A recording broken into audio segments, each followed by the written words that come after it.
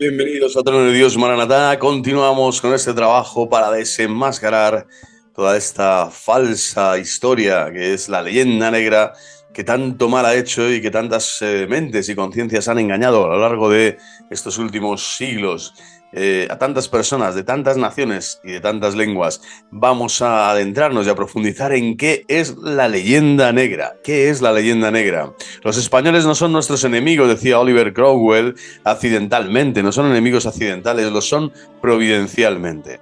Ahora entenderemos, ¿no?, viendo la leyenda negra, que todo este imperio anglosajón se ha inventado, pues ¿por qué? ¿No? Porque es así, de forma providencial, porque así tapa esta leyenda negra precisamente lo que hicieron, todas las barbaridades que hizo esta cultura, vamos a decir, anticultural o falsa civilización, que es aquella que está sustentada no en los pilares religiosos y espirituales que dan vida al hombre y que dan respeto y dignidad a las personas, sino aquella que está sentada en el materialismo, en las falsas ideologías de este mundo y que por lo tanto necesitan ser cubiertas, ¿no?, y mirar para otro lado, necesitan ser tapadas con nubes de humo, que como es la leyenda negra. Toda una gran fábula orquestada desde la imprenta que nació en Inglaterra para hacer desmemoria, para falsear la historia y atacar al Imperio Español, que era el que tenía toda la hegemonía de la única gran civilización que se ha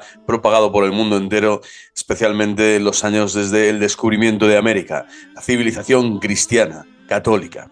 Bueno, vamos a ver qué es la leyenda negra y nos encomendamos a la Santísima Virgen María, como siempre, Madre y Reina de las misiones, Reina de los apóstoles y de los mártires, para seguir fecundando la tierra, dando testimonio de la verdad de Cristo, que Cristo ha resucitado y vive para siempre, y que es juez y señor de vivos y de muertos, y que su reino no tendrá fin. Ave María, gratia plena, Dominus tecum, benedicta tu in mulieribus, et benedictus fructus ventris tui, Iesu. Santa Maria, Mater Dei, ora pro nobis peccatoribus, nunc et in hora mortis nostre. Amen. Gloria Patri et Filio et Spiritui Sancto, sic ut erat in principio, nunc et semper, et in saecula saeculorum. Amén. Pues viva Cristo Rey. Comenzamos. ¿Qué es la leyenda negra? Recuerdo una vez más, nos dice este autor, hace ya muchos años, una vez que con ocasión de un congreso internacional coincidí comiendo en la misma mesa con un peruano, diputado por su país, diputado, un político, de esos que tienen tal cara de inditos, ¿no?, que hasta parecen la misma reencarnación de Atahualpa. Bueno, me es imposible acordarme de qué estábamos hablando exactamente, pero lo que no podré olvidar jamás es que a mitad de la conversación acertó. El tío dijo, nada más y nada menos: el problema de Latinoamérica reside en que fuimos colonizados por los españoles en lugar de por los ingleses. O sea, hay que ser animal de bellota. Bueno, pues vamos a ver qué sucede aquí. Se me debió desfigurar el rostro, dice nuestro autor, porque inmediatamente me preguntó: ¿le ha molestado a usted lo que he dicho? Y a mí no se me ocurrió otra cosa que responderle: no, señor, no me molesta. Lo que no sé es qué hace usted aquí. Pues por lo que dice, me imagino que preferiría usted estar en una de esas reservas de indios que hay en los Estados Unidos, a las que van los turistas para echarles cacahuetes a sus pocos parientes que han dejado con vida. Esto se llama una respuesta, ¿no?, inteligente, asertiva, directa, eficaz y sobre todo verdadera, auténtica. No recuerdo con exactitud cómo acabó la cuestión, supongo que mal, pero el orgullo le quemaría completamente a este indio, amerindio, a este hispano. Lo que me interesa, pero ya inoculado de leyenda negra, ¿no? Lo que me interesa aquí destacar es que esto mismo que me ocurrió no es más que una de esas anécdotas de las que hemos tenido que soportar alguna vez todos y que no son más que pequeñas historias de nuestra leyenda negra. En 1913 aparece un nuevo título de las librerías, en las librerías, perdón, La leyenda negra, escrito por Julián Juderías. Anda, que menudo apellido. Será a partir de entonces cuando el título de este libro sirva para denominar el conjunto de valoraciones negativas que sobre la historia de España habían venido vertiendo el resto de naciones europeas. Valoraciones inventadas y divulgadas a lo largo del siglo XVI con la intención de desprestigiar los logros de la España del siglo de oro. Como apunta el historiador americano Ramsay, la envidia de gran parte de las naciones europeas de la época explica en buena medida el origen de la leyenda negra. Es decir, está la envidia por un lado y después se ha sabido, ¿no? O sea, a través de este historiador, especialmente Julián Juderías, todo lo que, toda la farsa, ¿no? Toda la trama farsante que hay detrás de todos estos grandes bulos internacionales, internacionalmente asumidos por tantas generaciones y por tantas naciones para desprestigiar al Imperio Español. Efectivamente, esta teoría puede contener una buena dosis de la respuesta. Tengamos en cuenta que en apenas 30 años España pasó de ser un conjunto de reinos divididos y sin excesivo peso en Europa a dominar medio continente y medio mundo. Pero esta razón resulta insuficiente habida cuenta de la virulencia y extensión de dicho fenómeno, el de la leyenda negra, y para encontrar una lógica explicación a los motivos por los que personas de diferentes países y en distintas épocas parecieron ponerse de acuerdo en mentir una y otra vez acerca de nuestra historia para crear la leyenda negra, pues tenemos primero, aunque parezca paradójico, que olvidarnos un poco de la historia y centrarnos un poco más en la religión. Esto hoy día nos puede resultar un poco difícil de comprender y hasta puede parecer una afirmación gratuita y poco objetiva, pero no podemos olvidar la importancia que entre los siglos XVI y XVIII tenía la religión en la vida social y cultural de la época. Así como que España, por aquel entonces, no es solo la primera potencia del mundo, sino también la vanguardia del catolicismo. La vanguardia del catolicismo, España. Esta afirmación, que nada tiene que ver con reivindicaciones nostálgicas, no es más que una simple realidad histórica y, por tanto, se encuentra al margen de cualquier otra consideración de índole ideológica o religiosa. En efecto, durante estos siglos, España, del XVI, ¿no?, al XVIII, España, aparte de dedicarse a descubrir y conquistar medio mundo, a fundar una infinidad de universidades y estudios, a dominar el mundo de la cultura y a servir como referente en los nacientes ordenamientos jurídicos, desarrolla también una frenética actividad religiosa, tanto en el campo exterior, combatiendo teológicamente al protestantismo a través del Concilio de Trento, como frenando la expansión de la Reforma protestante mediante la política europea de Carlos I e internamente mediante la fundación de nuevas órdenes religiosas y la renovación de las antiguas, así como con la evangelización de las tierras recién descubiertas. De hecho, en esta época, Portugal y España consiguen duplicar en tan solo 50 años tanto la extensión geográfica de los territorios de mayoría católica como el censo mundial de bautizados que hasta entonces componía la cristiandad. Impresionante. Se consigue duplicar en tan solo 50 años tanto la extensión geográfica de los territorios de mayoría católica como el censo mundial de bautizados que hasta entonces componía la cristiandad. Mientras, y en ese mismo tiempo, los reformadores protestantes, Lutero y los príncipes alemanes, la burguesía holandesa, Calvino y Zwinglio, ¿no?, en Suiza, en Centro Europa, y Enrique VIII e Isabel I de Inglaterra, no solamente no habían conseguido sus objetivos de destruir a la Iglesia de Roma, sino que ésta, en lugar de verse debilitada, gracias precisamente a la Reforma, se ve rejuvenecida y conoce un nuevo periodo de esplendor como no se había conocido hasta entonces. El nuevo periodo de esplendor, la Reforma de Trento, y además con un agravante añadido para los protestantes. Dicho refortalecimiento de la Iglesia procedía de su principal enemigo político, España. Insisto en que esto no es ni tiene nada que ver con una apología del nacionalcatolicismo, entre otros motivos, porque dicho nacionalcatolicismo nunca existió, ¿no? Es un concepto que se han inventado en el siglo XX, ¿no? Un jesuita que no tiene ni pies ni cabeza. Y es aquí, en el odio y en la envidia, por lo tanto, a la Iglesia Católica y en la defensa que se hace de la misma, con todos sus fallos y errores, desde la política y cultura española, donde hemos de buscar los verdaderos orígenes de una serie de calumnias encaminadas a oscurecer y enturbiar la verdad histórica, los grandes avances sociales y culturales que aportó la Iglesia en general y España en particular a Occidente entre los siglos XVI y XVIII. Pedimos, este es el gran objetivo de toda esta leyenda negra, ¿no? Que el origen está en esto, en que todas estas calumnias se vierten para oscurecer y enturbiar la grandeza de la hispanidad católica, que está dando unos avances sociales y culturales impresionantes, y a través de la Iglesia, realizando la Iglesia en general y en España en particular, en Occidente, entre estos siglos XVI y XVIII. Esta es la prueba de lo dicho, es que dicha leyenda negra, para probar esto, se origina exclusivamente en países protestantes. O sea, la leyenda negra no nace en Castilla, no nace en Zaragoza, no nace en Sevilla, nace en los países protestantes, Inglaterra, Holanda, Alemania, y nunca en países católicos, aunque estos fuesen enemigos declarados de España.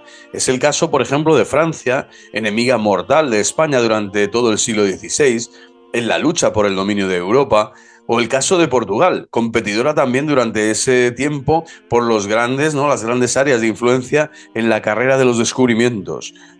Sin embargo, estas naciones jamás cometieron la deslealtad de combatirnos con la mentira.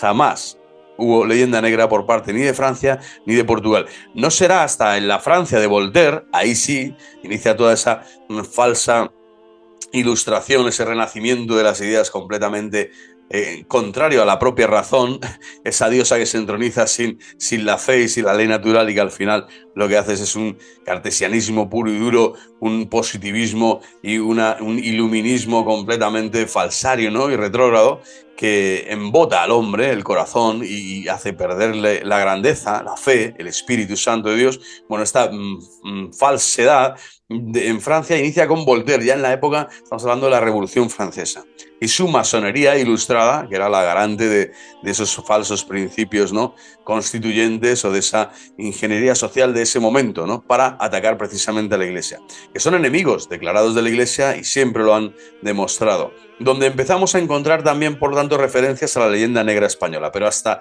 ese momento, hasta la Revolución Francesa, ni siquiera Francia, que era enemigo político de España en aquel momento, pues se había prestado para meter la mentira, para realizar la propaganda del engaño, ¿no?, en contra de España. Jamás. Esto procedía especialmente, hemos dicho, de Inglaterra, Holanda y Alemania.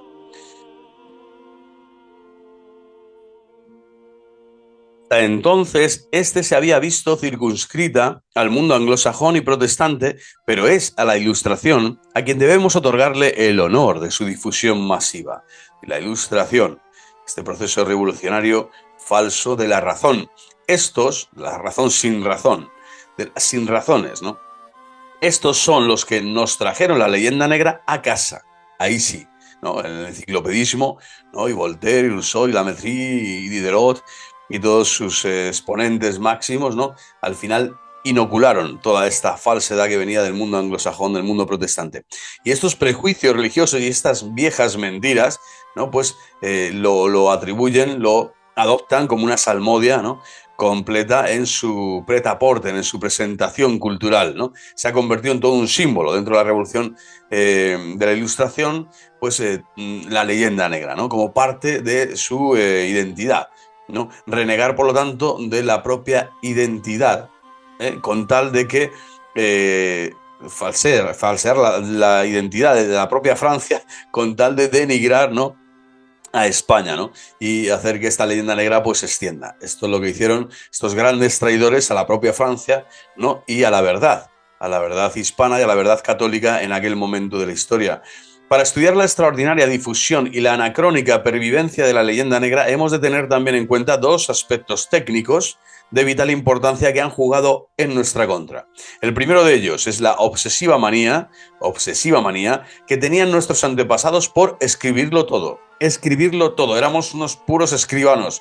De hecho, y eso no es malo, de hecho, vamos a verlo ahora, de hecho, España es el país de los archivos. Hay archivos de todo, archivos de la Inquisición, archivos de Indias, archivos reales, archivos de cortes, y seguro que hasta archivos de archivos. Raro es el aspecto de la historia de España que ha escapado a la tiranía de la legalidad impuesta por los antiguos escribanos y sus colecciones de legajos. Tiranía entre comillas, claro. Esto se llama orden, se llama administración, se llama pues derecho, vamos a decir, un legado del derecho romano, ¿no?, y de tener todo bien documentado. Esto evidentemente está muy bien y es una prueba palpable de que por aquel entonces ya existía un auténtico Estado de Derecho que, por desgracia, esa infinidad de documentación también se ha usado como prueba acusatoria de los errores que ciertamente cometimos, aunque la mayoría de las veces se hace contando solo la parte del escrito más denigrante e ignorando el resto del documento, así como sus circunstancias. Cualquier historiador puede echarnos en cara, por ejemplo, cada una de las atrocidades que pudieron llegar a cometer algunos conquistadores, como de hecho ocurrió, pues hasta el más mínimo detalle de la conquista de América se encuentra documentado en los archivos de Indias. Por contra, lo será infinitamente más difícil a un historiador hablar de las crueles masacres que llevaron a cabo los anglosajones en la actual América del Norte, o en Oceanía, o en la India, o en África, contra los nativos, por la sencilla razón de que ellos, en lugar de curas y escribanos, tenían comerciantes y financieros, y a estos, para aniquilar a todo un poblado indio, les importaba un rábano las actas, los pesados escribanos y los archivos históricos de la metrópoli. Lo único que les importaba, en lugar de tantas milongas con las que se andaban los españoles, es que dicha operación de limpieza y reocupación de terreno resultase económicamente rentable. Esto es lo único que buscó siempre el imperio anglosajón, maldito imperio anglosajón. Bueno, el segundo aspecto técnico que ha favorecido la difusión y pervivencia de la leyenda negra española, primero hemos visto todos los documentos, todos los escribas, que gracias a Dios han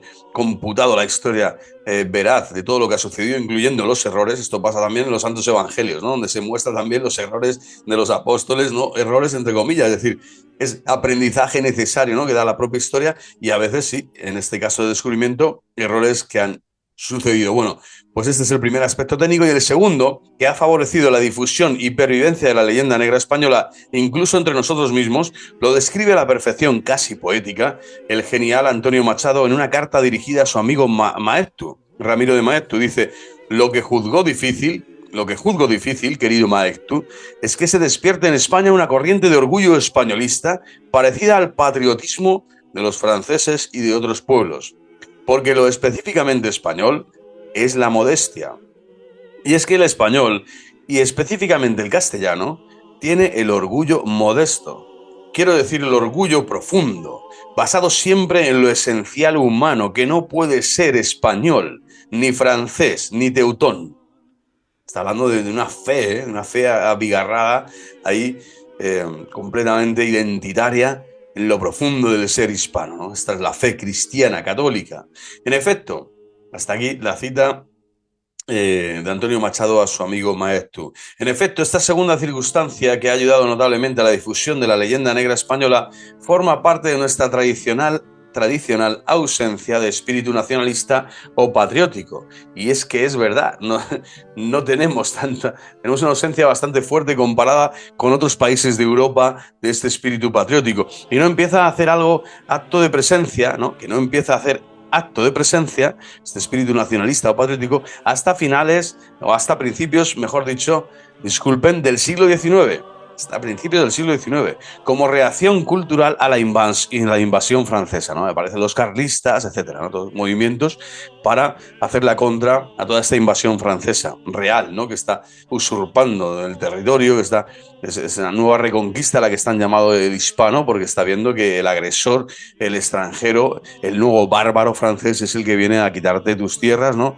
Y tus mujeres y tus haciendas y todo, ¿no?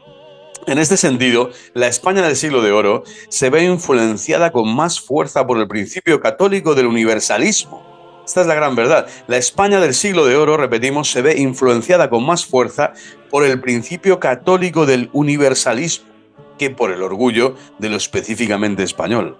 De hecho, católico quiere decir universal. Nada, por tanto, tan contradictorio como hablar del nacionalcatolicismo. Y bajo ese principio se dirigió la política y la cultura de las generaciones que convirtieron, con la dinastía de los Austrias, personas que, en lugar de preocuparse por crear y defender una imagen particular de país o nación, se involucraron más en el proyecto global de la creencia católica de la Santa Iglesia que en el de su específica nacionalidad. Por contra, y en ese mismo tiempo, los países que adoptan la reforma protestante, estos regionalistas cada vez más paletos, no lo hacen de manera uniforme. esto de paletos es mío, por supuesto, sino que en todo momento, por ser suave, en todo momento las nuevas creencias religiosas se verán matizadas y diferenciadas unas de otras. Comienzan este elenco de sectas, ¿no? A multiplicarse como las ratas. Bueno, es tremendo, ¿no? Esta cantidad de sectas. ¿Por qué? Porque ya se rompe la unidad de la fe con el catolicismo. Bueno, se adaptan, ¿no? A esta peculiar mezcolanza entre política y religión. Esto es completamente adverso, ¿no? A la catolicidad de siempre. Y siempre, siempre, dependiendo de su particular idea de Estado. Es decir, esta mezcolanza entre política y religión es completamente anacrónica y falsa, no es la católica. Esta es la razón por la cual no podemos hablar de la Iglesia protestante como tal, sino de la Iglesia de Alemania, o la Iglesia de Inglaterra, o la Iglesia holandesa. A eso sí que se le podía llamar nacional protestantismo. Nacional protestantismo. Devolviendo, ¿no? Para que entiendan esta moneda o este concepto político de una falsa teología, vamos a decir, pero sí una posible, posible concepto político real. Nacional protestantismo, es decir, está el Estado antes que la iglesia, es primario, prevalece, es el que guía a la iglesia, por lo tanto es una falsa iglesia, no es la iglesia católica. Como prueba de que todavía hoy día el rey o la reina de turno, la reina de Inglaterra o Suecia u Holanda, etcétera, comparten el título de monarca con el de jefes de la rama protestante de su país. Y además, hasta por la gracia de Dios, válgame, ¿no? La gran falacia, ¿no? A totum, a dominen a todo, ¿no?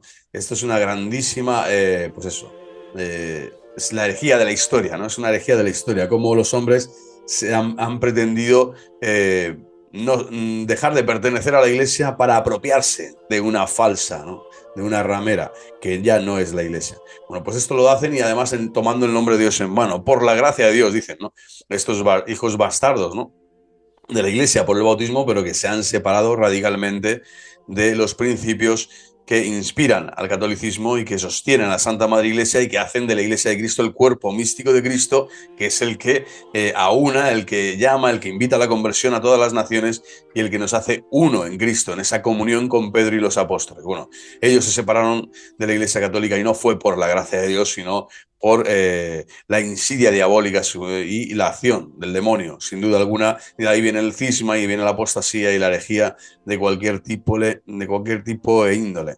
Resumiendo, podríamos decir que mientras en los países de cultura católica, especialmente en España, primó la idea de lo católico sobre lo nacional, en los países de cultura protestante se produjo el fenómeno inverso, creándose una deificación del Estado y por tanto, fortaleciéndose con ello aún más su conciencia de colectivo particular y creando de esta forma una mentalidad tendente a proteger e incluso exacerbar sus peculiares rasgos de identidad nacional. A donde iba, ¿no? El alemán o el inglés o el suizo, no, el holandés, iban a imponer, iban a decir, aquí estamos nosotros, estos somos nosotros, esta es nuestra identidad, ¿no? Nacional, lo cual es completamente, ¿no? Todo esto se encuentra bastante relacionado con esa especie de gusto que tenemos los hispanos hoy día por juzgar visceralmente todas nuestras actuaciones de forma abierta y directa, sin miedo a reconocer nuestros errores, y de igual modo es también la causa de que el mundo anglosajón use el mismo tiempo en hablar solo de sus excelencias y reconocer solo los errores de los demás, pero nunca los propios. Esto nos recuerda a esa modestia auténtica, ¿no? Del hispano, del castellano, del católico hispano, y no a esta petulancia, ¿no? Esta babosidad, esta soberbia supina del anglosajón, ¿no? Que solo habla de sus medallas, ¿no? Y se pone medallas a todas horas cuando en el fondo le falta fe, esperanza y caridad. Bueno, creo que todo el que lea estas líneas, el que escuche este vídeo, sabe a qué me estoy refiriendo. Si ponemos el televisor o aparece la reina de Inglaterra otorgándole la medalla del Imperio Británico a un actor de moda, nos parecerá un acontecimiento importantísimo y muy digno de aparecer en las portadas de las revistas del corazón, aunque dicho Imperio Británico apenas duró poco más de medio siglo y apenas se preocupó del desarrollo humano de los pueblos conquistados. Es más, se subdesarrolló. Sin embargo, si en España se creara la medalla del Imperio Español, nos faltaría tiempo a los propios españoles de calificar tal iniciativa como retrógrada y fascista, aun sin considerar que el mal llamado Imperio Español colaboró notablemente en la creación del mundo moderno a través de más de tres siglos de descubrimientos, cultura, derechos y, por supuesto, equivocaciones. Ya que en este capítulo he decidido excederme en ejemplos, quiero poner uno tan significativo de esto último como desconocido para los españoles del siglo XXI. Las Filipinas son una de las muchas naciones que un día formaron parte de España. Se llaman Filipinas en honor de Felipe II, al igual que Australia, también descubierta por nosotros, se llama así en honor del apellido del mismo rey, de Austria. Lo hicieron durante 3 siglos y medio, el tiempo que medió entre su descubrimiento o desde su descubrimiento y conquista por Legazpi hasta que nos las quitaron los americanos en 1898. Durante este tiempo, evidentemente un montón de años, el sostenimiento de dichos territorios no era en absoluto rentable, en absoluto, y no solo suponían una gran carga económica para la corona, sino que además tampoco aportaban ningún valor estratégico por la falta de intereses comerciales o militares en la zona. En las Filipinas no se producía oro, ni plata, ni nada que justificase los costosísimos gastos de transporte de los galeones de línea de la época, que tenían que emplear nada menos que un año para llegar hasta la otra parte del mundo, que era donde estaba el puerto base de Sevilla.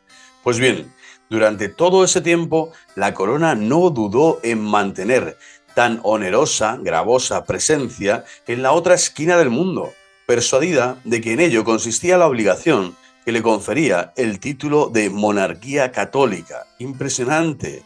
Impresionante. Tenían en más el privilegio de ser vanguardia de la fe en el Extremo Oriente que la rentabilidad en el sostenimiento de dichas posesiones. De hecho, no solo se consiguió la casi total conversión de los filipinos, sino que además dichas islas sirvieron de base para las misiones de los jesuitas por todo Asia, que son la raíz de la actual presencia de la Iglesia en dicho continente, en Asia. Pues bien, la segunda mitad del siglo XIX, las grandes potencias asiáticas, China y Japón, abren sus fronteras al comercio en Occidente. Paralelamente, dos grandes descubrimientos revolucionan el transporte marítimo: los buques de acero, mucho más seguros y con amplias bodegas en las que almacenar cantidades de carga impensables en los viejos barcos de madera, y por otro lado la máquina de vapor, capaz a su vez de mover dichos buques en línea recta, constante y veloz, y con independencia de los caprichos del viento. Este nuevo comercio atraía sin duda el interés de las modernas naciones de Occidente que se encontraban en plena aventura colonial: Alemania, Holanda, Inglaterra. Pero para acceder a este comercio hacía falta un territorio en dicho continente desde donde operar logísticamente y, sobre todo, una base donde poder abastecer de carbón a las nuevas máquinas de vapor de los nuevos barcos de hierro. Cada una de las naciones europeas se fue agenciando como pudo un espacio desde donde poder operar, como por ejemplo Inglaterra en Hong Kong. En esa carrera por la aventura colonial y comercial, los últimos en apuntarse fueron los Estados Unidos de América, una joven nación formada por los antiguos colonos ingleses en América. De hecho, en aquel entonces era tan poca la relevancia internacional de dicho país que ni siquiera formaron parte de la Conferencia de Berlín del año 1885, donde se repartieron las áreas de influencia colonial en África las naciones europeas. Pero ello no era óbice para que esta joven nación no quisiera entrar de lleno en la carrera por la lucha de las grandes áreas de influencia comercial y ponerse a la altura de las demás, y ya que habían llegado tarde al reparto del pastel, nada mejor que quitarle el pastel a alguien como España, que poseía dos envidiables bases: Cuba y Puerto Rico como puerta de entrada al continente americano, y Filipinas justo en el centro de las grandes rutas asiáticas. El procedimiento para apropiarse de dichas posesiones fue bastante sencillo y de hecho ya lo habían probado anteriormente con bastante éxito para quitarles Texas a los mexicanos con la excusa del Álamo. Prepararon una flota superior a la española y mientras los políticos españoles perdían el tiempo en pelearse entre ellos, los estadounidenses dinamitaban uno de sus propios barcos, el Maine, lleno de marines y haciéndose los mártires injustamente ultrajados, declaraban la guerra a España.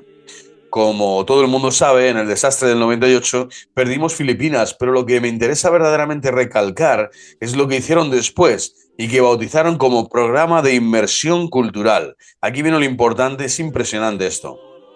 Hoy un programa de inmersión cultural por parte del Yankee, ¿no? En Filipinas, ya dominando Filipinas, nos ha vencido, nos ha expulsado.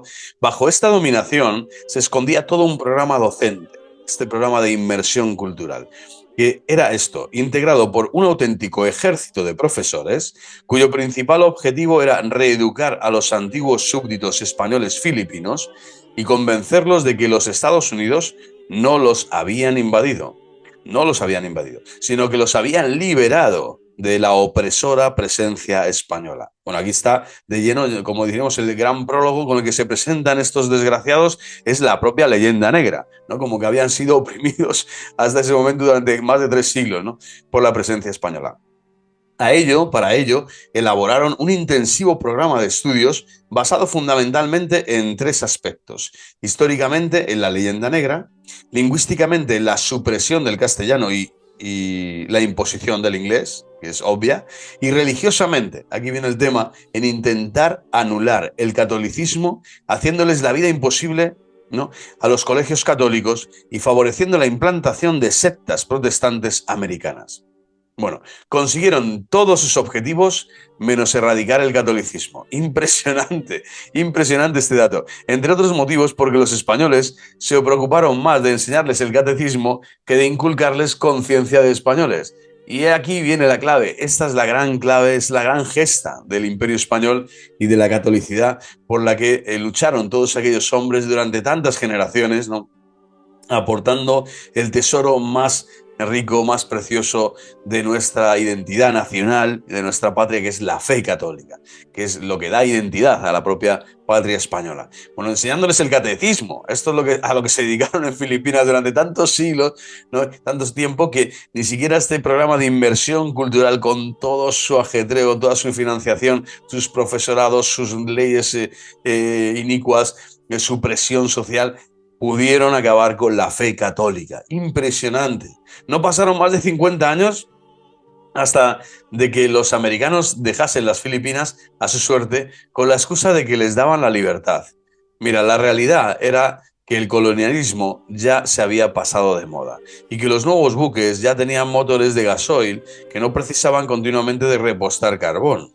Sin embargo, es de los españoles y no de los americanos de quien se acuerdan a la hora de echarle la culpa a alguien por su falta de desarrollo, por las injusticias que se pudieran haber cometido contra ellos tiempo atrás, ¿no? Es impresionante. O sea, estos desgraciados delincuentes vienen, imponen, abusan, expolian, mientras les interesa, después se van, ¿no?, y dejan esa leyenda negra ahí, quedó remarcada, pero la fe católica permaneció, ¿no? Y Filipinas es uno de los países más católicos actualmente de toda la Tierra, ¿no?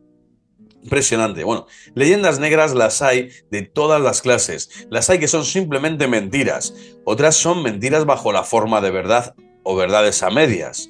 Y otras también son mentira por su falta de contextualización histórica. Fijaros estas 3 ramas, ¿no?, a lo que da al curso de propaganda y de mentira que se expone, ¿no?, a la humanidad. O bien son pura mentira, o bien son medias verdades, ¿no?, o bien se descontextualiza ese dato histórico, ese hecho objetivo de la historia. Con respecto al primer tipo, las que son tan solo una mentira, se me vienen a la cabeza 2 claros ejemplos que he tenido que soportar. El primero de ellos aparece nada menos que en un libro de historia de bachillerato, con todas las bendiciones del Ministerio de Educación y Cultura. Aquí, bueno, y cultura, madre mía. Y habla de la Armada Invencible, cosa de por sí absolutamente normal en este tipo de libros de texto, de no ser porque la Armada Invencible jamás existió, jamás hubo Armada Invencible, ¿no? Esto se lo digo yo a mi abuelo y a mi padre y a todos. No hubo, jamás existió. Sí, repito, jamás existió. Hubo, eso sí, es cierto, una armada que Felipe II envió a luchar contra los ingleses y que por una serie de motivos que no vienen al caso resultó ser un estrepitoso fracaso. Pero jamás dicho monarca fue tan estúpidamente desafortunado, ¿no?, y arrogante como para calificar a una de sus numerosas armadas como invencible. Una de sus numerosas armadas. Por la sencilla razón de que hasta la fecha todas sus empresas militares, muchas de mayor envergadura, habían resultado invencibles sin necesidad de recurrir al narcisismo propio del inglés, ese narcisismo de adjetivarlas como tales. No existe ningún documento de la época que corrobore el falso apelativo de Armada Invencible. Todos los documentos históricos de la época hablan sencillamente de una armada contra los ingleses. Por aquel entonces, ¿no?, cualquier expedición naval se conocía como armada y no es hasta el siglo XIX, en textos de historiadores ingleses, donde empezamos a encontrar con tono irónico esa denominación de Armada Invencible.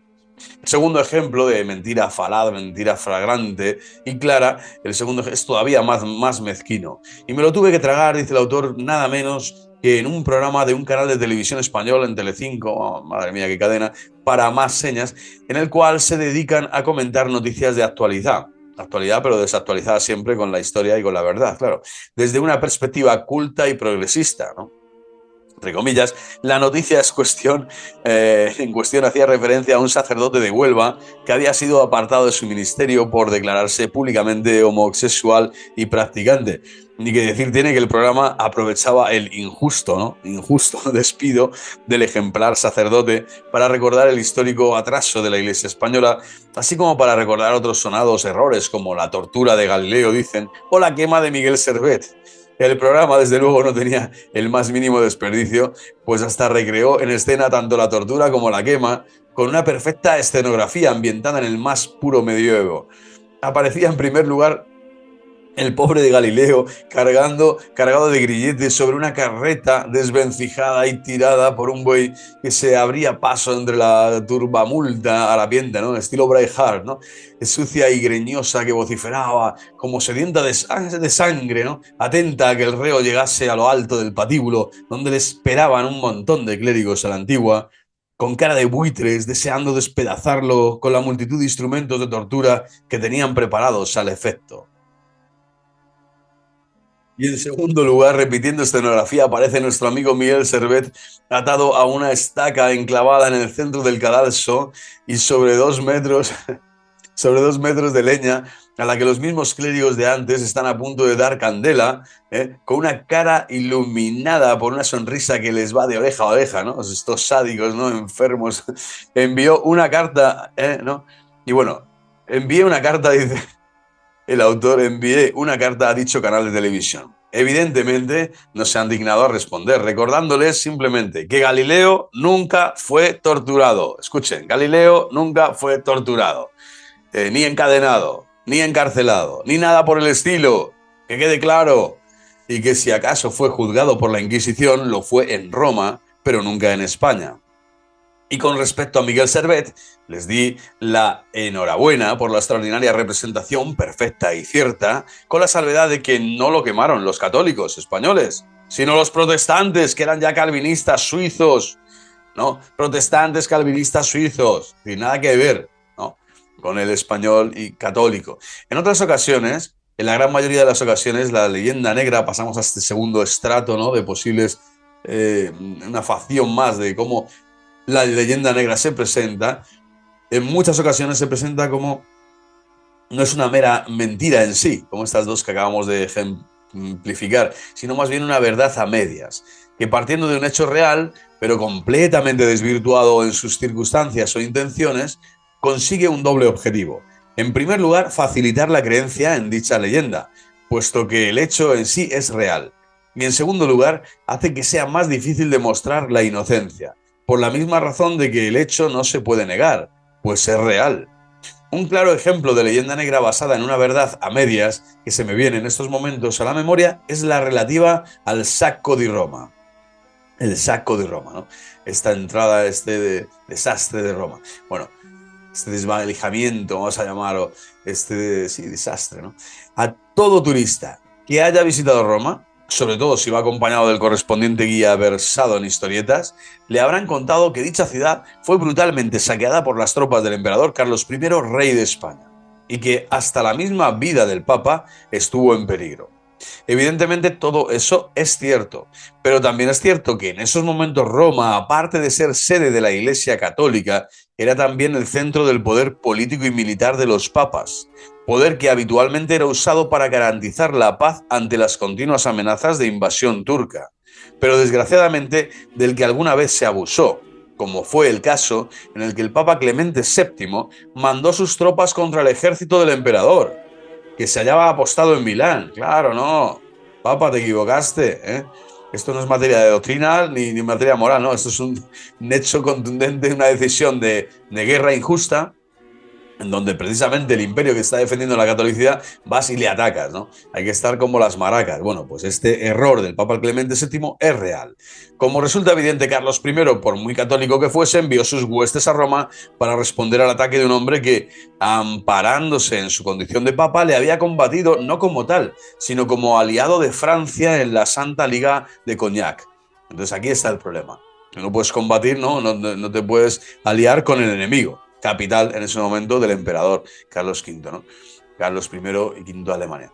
Bueno, dejando claro que el ataque a Roma en 1526 estuvo justificado, cabría hacer una segunda apreciación, y es que las mesnadas del emperador que cometieron las tropelías de las que se nos acusan a los españoles no eran compatriotas nuestros, sino alemanes, puesto que dicho monarca, aparte de ser rey de España bajo el nombre de Carlos I, era también emperador de Alemania como Carlos V. Y las tropas en cuestión que ejecutaron el saqueo, este saqueo de Roma, no eran españolas, sino mercenarios alemanes protestantes. En ese momento eran protestantes. Dice el refrán que arrieritos somos y en el camino nos encontraremos. Y no pasó ni medio siglo antes de que esos mismos romanos tuviesen que pedir urgentemente ayuda al resto de Europa para evitar la inminente invasión de Italia por parte de los turcos, que ya se encontraban incluso ante las mismísimas puertas de Viena. Solo España, de entre todas las naciones europeas, escuchen bien, solo España, de entre todas las naciones europeas, tuvo el valor de enviar su flota para evitar el desastre, ayudando de manera desinteresada a quien un día le atacara injustamente. Mientras otros países, antiguos aliados en tiempos de bonanza, se encogían de hombros. Corría el año de 1571 y España sola se había tenido que enfrentar a una escuadra más numerosa y mejor armada para impedir la invasión de Europa. La batalla de Lepanto fue definida como la más alta ocasión que conocieron los siglos por un marinero que perdió un brazo en la contienda y que se llamaba Miguel de Cervantes Saavedra. Pero nunca, ni a ese pobre marinero, ni al resto de españoles que lucharon ese inmortal 7 de octubre, les han agradecido que media Europa siga siendo lo que es, sino que en lugar de ello, solo se acuerdan de que las tropas de Carlos I, rey de España, saquearon Roma. Aquí está, ¿no?, todo este condimento completamente diabólico de la leyenda negra, ¿no? ¿Te acuerdas de la minucia ¿no?, de la paja y cuando tienes la viga enfrente, ¿no?, de tus ojos? Bueno, pero si las leyendas negras, basadas en verdades a medias, no nos han hecho daño, por supuesto, ya el colmo de los colmos los suponen aquellas leyendas hechas a base de una mixtura explosiva entre verdad a medias y falta de contextualización histórica. Este es el tercer rasgo del tipo de mentiras, ¿no?, que se han propagado a través de las leyendas negras antiespañolas, por supuesto. Me estoy refiriendo a aquellas en las que, aparte de no contarse toda la verdad, la poca que se dice está completamente fuera de contexto. Esto es impresionante, esto ha pasado mucho también estudiando, si queréis, la lista de reproducción sobre la Inquisición. Sin duda alguna también ahí aparecen mucho este tipo de leyendas, ¿no?, de leyenda negra falsa. Como si se pudiese juzgar lo que pasó hace un montón de siglos desde la perspectiva y circunstancias de nuestros días. Así, por ejemplo, a todos nos parecería ridículo decir que Colón hizo el papanata viajando al Caribe con 3 cascarones de madera, pudiéndose coger un vuelo charter, ¿no?, en uno de los jumbos de Iberia. Esto es ridículo, ¿no? Bueno, pues igualmente ridículo es acusar a la Inquisición de intransigente, o la expulsión de los judíos de xenófoba, o describir la conquista de América como un holocausto, ¿no? sin otra apreciación que nuestro sistema actual de valores y con total desconocimiento de las circunstancias que rodearon dichos acontecimientos. Y máxime teniendo en cuenta que cuando hablo de sistema actual de valores, lo hago desde una perspectiva estrictamente teórica.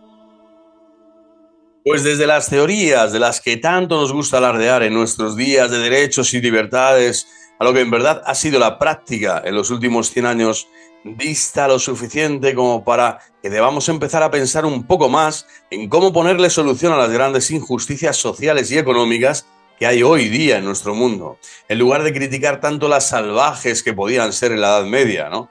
Los salvajes que podían ser. No olvidemos que todos los crímenes e injusticias cometidos a lo largo de la historia no son nada comparados con los cientos de millones de víctimas del hambre, de las guerras, de los abortos que han provocado estos regímenes, ¿no?, del siglo XX y actualmente siglo XXI, ¿no? Dictaduras comunistas, regímenes fascistas, la opresión del capitalismo salvaje que hoy domina nuestra cultura, ¿no? En comparación es una cosa terrible, ¿no?, lo que está sucediendo hoy en comparación con aquellos datos históricos de aquel momento, de aquella coyuntura histórica. Es por todo ello que resulta completamente imprescindible, a fin de dar una explicación objetiva de lo que son las diversas leyendas negras, olvidar los infundados prejuicios obligados en un hombre del siglo XXI. Olvidar los infundados prejuicios obligados en un hombre del siglo XXI e intentar razonar con el criterio y las motivaciones de un ciudadano europeo del 16. No se puede, no se puede. Por suerte no hay mal que 100 años dure, y todas estas estólidas mentiras que forman la leyenda negra española, así como las mentes abúlicas y trasnochadas que todavía las patrocinan, están empezando a pasarse de moda, gracias a Dios, y gracias a toda una nueva playa de extraordinarios historiadores, principalmente anglosajones. Ellos mismos están reconociendo la verdad histórica, porque así al final el documento, ¿no?, es el dato que mata el relato interesado, ¿no?, y sesgado, que a través de unos brillantísimos trabajos están llevando el peso de la vindicación de nuestra historia y el reconocimiento de nuestra cultura como pieza esencial e insustituible en la conciencia de Occidente. Intelectuales foráneos de la talla de Charles Lumins, de Eliot, Henry Kamen, Vittorio Messori, Stefan Bates, Kirkpatrick, Thomas Walsh, Ramsay y otros muchos, así como la gran mayoría de españoles medianamente serios de nuestro actual espectro cultural, sobre todo con el apoyo de las principales reales academias, entre las que destaca la de Historia, Real Academia de la Historia. Están logrando que estas viejas mentiras y los complejos que han ocasionado hayan empezado a desaparecer, si bien su completo olvido dependerá en última instancia de nosotros mismos y de nuestro amor por la verdad antes que por las apariencias prefabricadas. Bueno, espero que os haya gustado esta maravilla, esta sección dentro de lo que es la leyenda negra, y vamos a profundizar otro día también en esta historia de una mentira, la historia de una mentira dentro de esta sección de la leyenda negra en el siguiente capítulo, episodio, programa, llámenle como deseen. Que viva Cristo Rey, viva el corazón inmaculado de María, que Dios Todopoderoso, Padre, Hijo y Espíritu Santo nos sigan bendiciendo, santificando en la verdad que es Cristo, camino, verdad y vida. Hasta la próxima.